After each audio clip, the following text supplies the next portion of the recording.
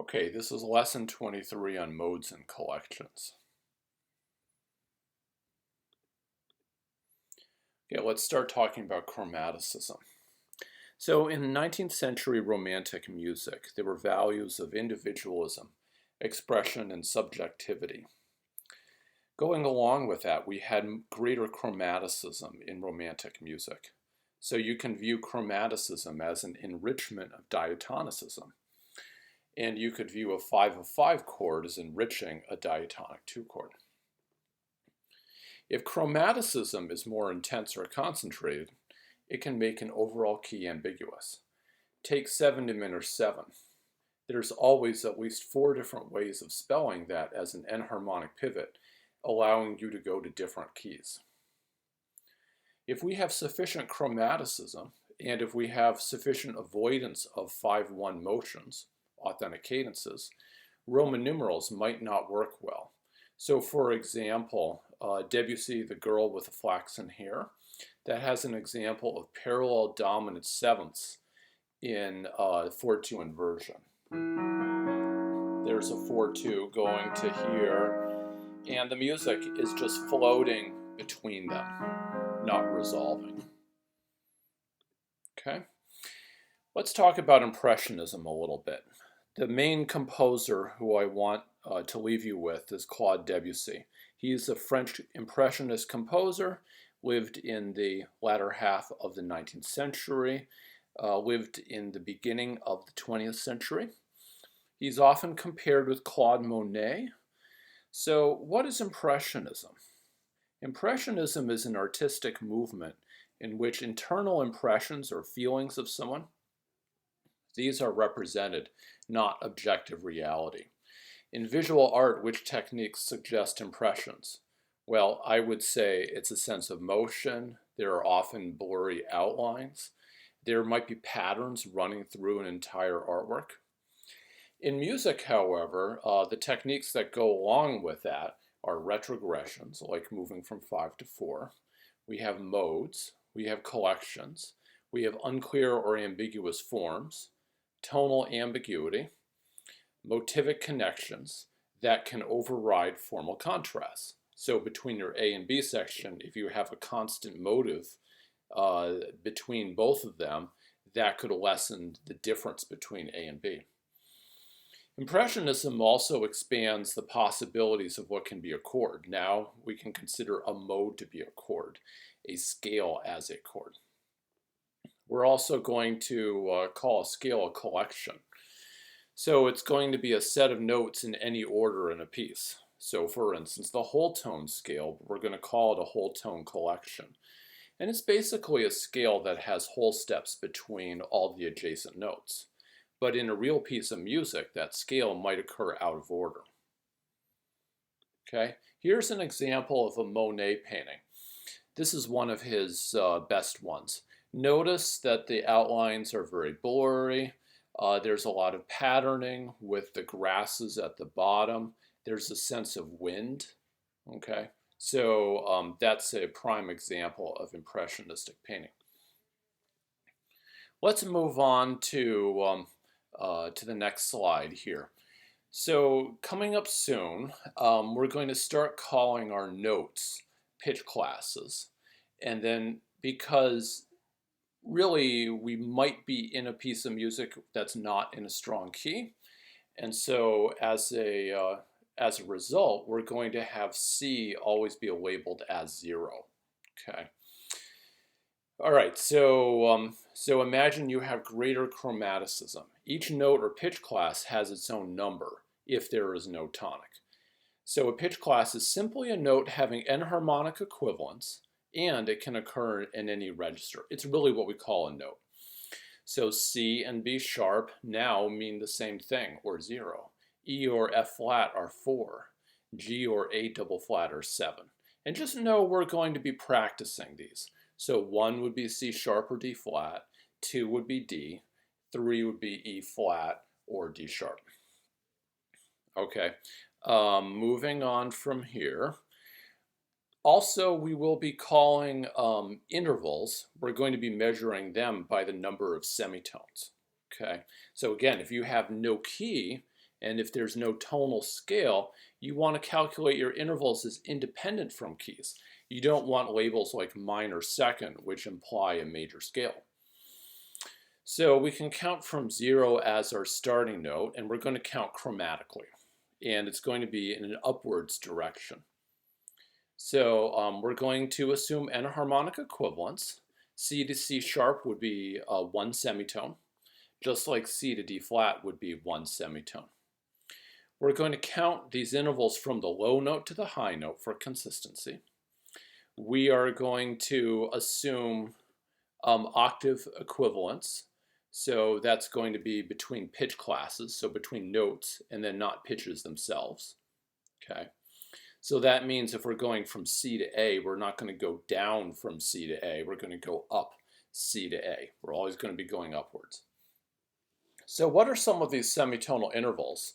And what did we learn them as in Theory 1? Okay. Well, 0 or C to C, that was our perfect unison from Theory 1. Okay. Interval 1 would be C to C sharp here, or a minor second. Okay. Or an augmented unison, right? C to D would be a major second. 3 would be C to D sharp or a minor third. But the main idea is that all of our numbers, the labels we're going to be using starting now, will be semitonal intervals.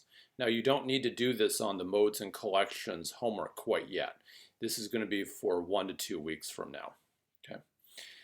All right, and then we have more semitonal intervals. So the bigger ones, 8 is a minor 6, 9 is a major 6, 10 is a minor 7th, 11 is a major 7th, and at 12, 12 equals 0 because we're dealing with notes that could be in any register. So we know that we can reduce a perfect octave to a perfect unison. We're going to call that the fancy name of modulo 12 equivalence. All right. Notice, just like intervals that we studied in Theory 1, these intervals relate by inversion. So minor second or 1 its inversion is going to be a major 7th or 11, and so on and so forth. So notice that these pairs of intervals, that they are all going to sum to 12. So 1 plus 11 equals 12, 2 plus 10 equals 12, 3 plus 9 equals 12. Okay, so we will be practicing later on with those. So let's consider a few of these. All right, so what you want to do is, first of all, the unison is 0. Okay, think of the major third as 4, perfect fifth is 7, and the perfect octave would be 12 or 0.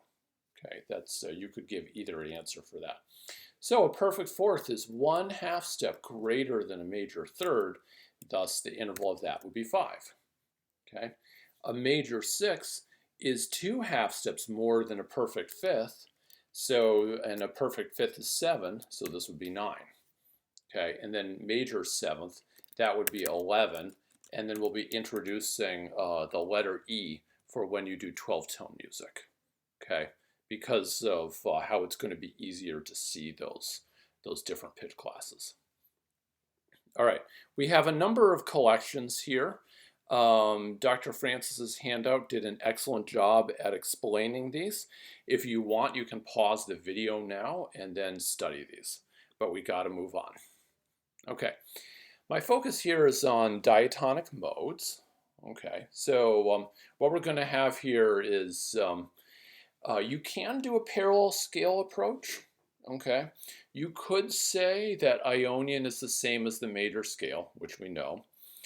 And then see, here's the pattern of whole and half steps, and then I can translate those into numbers of semitones. Okay, Lydian, you could say it's a major scale with a scale degree sharp 4. You could say that Mixolydian is major with flat 7. There are minor based modes. You could say that Aeolian is natural minor. You could say Phrygian is natural minor with a flat 2. Dorian is a natural minor with a sharp 6. And you could say that Locrian is natural minor with flat 2 and flat 5. But in general, that's not the approach we're going to take. Instead, we're going to do the rotational approach that my class favored last year. So do you know this memory strategy? I don't particularly like my aunt's lasagna. So the first letter of each of the words gives you the scale degree of the major scale that a mode starts on. So the I here is Ionian, and Ionian starts on scale degree 1 of a major scale. The second letter here, the D, that would be your Dorian. Okay, so Dorian starts on scale degree 2 of a major scale. So that means if, let's say, we wanted to write E Dorian, we'd have to go down a whole step to D to find the key. So you would have a D major key signature, but start your scale on E. Okay, and then Phrygian starts on 3 of the major, Lydian on 4, Mixolydian on 5, Aeolian on 6, Locrian on 7. So remember, I don't particularly like my aunt's lasagna. Okay, so we're in general going to take the rotational approach.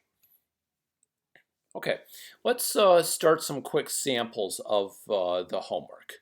All right, so our first goal is to write a number of modes and collections. And on the practice homework, you'll notice that pretty much everything, it may be everything, starts on E. Okay, so that's to make it a little easier. All right, so for E Ionian, that's just going to be E major. So you can use a key signature, you can use accidentals, it doesn't matter. Okay, for E Dorian, remember Dorian starts on scale degree 2. All right, so you ID the scale degree of the starting note, that would be 2. Okay. You would then go down to scale degree 1 of the major scale. Okay, so that means if E is 2, then D is 1. Go down a whole step. Get the key signature of the scale, write it in, 2 sharps, and then you're going to write out the mode 8 notes from E to E. So I don't think that's too hard. Okay, let's do more samples. In the cases of whole tone, hexatonic, and octatonic, these are synthetic scales. They are symmetrical scales. They typically have an alternation between 2 interval types.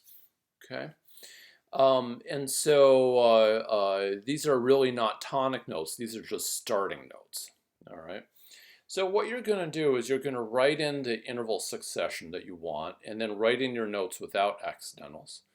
Spell your notes so they're easily read. We don't care if something is written as C sharp or D flat. We're going to grade it exactly the same. That's enharmonic equivalence. And if there is no guidance on what interval to start with, assume we're starting on a half step.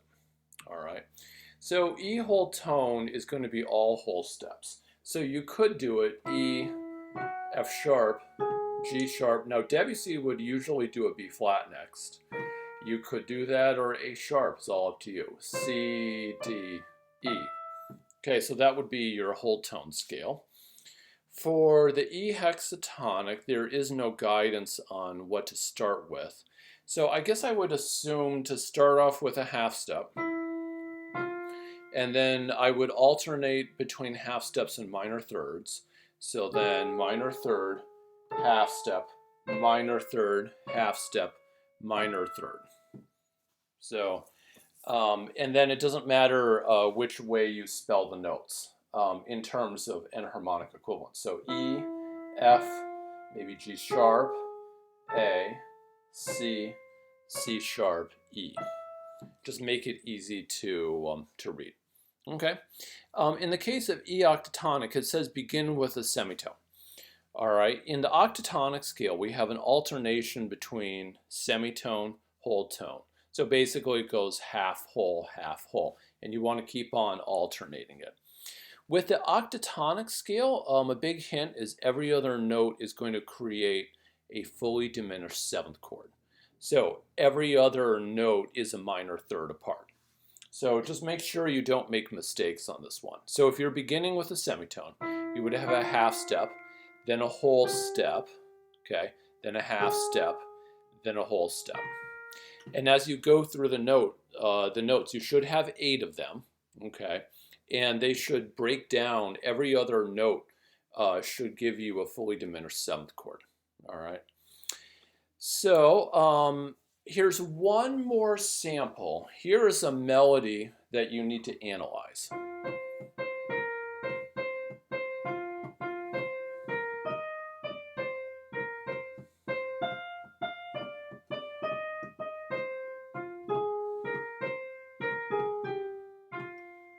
Okay.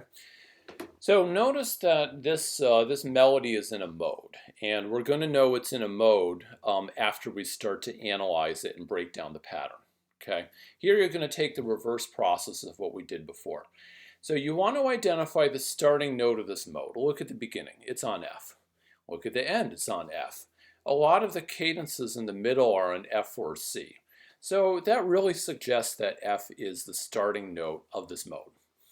Okay, how do we know it's a mode and not a synthetic scale? Well, we're going to have to write out the scale in scalar order from low to high. Okay, so what I would do is I'd look at the lowest note, so it's an F. Do we then have a G or a G flat or what? Okay, we have a G. Do we have an A? Yes, it's A flat. Do we have a B flat? Yes. Do we have a C? Do we have a D? Do we have an E flat? And do we have an F? So you want to write out the scale somewhere off the music, and then once you have the scale written out like this, identify the step intervals between the notes. So it's going to be whole, half, whole, whole, whole, half, sorry, whole. Playing the piano at a weird angle. Okay, and then now what you want to do is match that pattern of intervals with the scale. So this had only 2 half steps, so it has to be a mode. So it's more asymmetrical. So this is more of a tonal thing instead of a synthetic scale, which would go something like whole, half, etc., etc. All right, so the answer of this one would be F, and it's Dorian. Okay, because the key signature would be 3 flats, which would be E flat major, and then F is scale degree 2 of E flat. So, so far, that's what we have ready for you. Try the prep homework, see if you have any questions.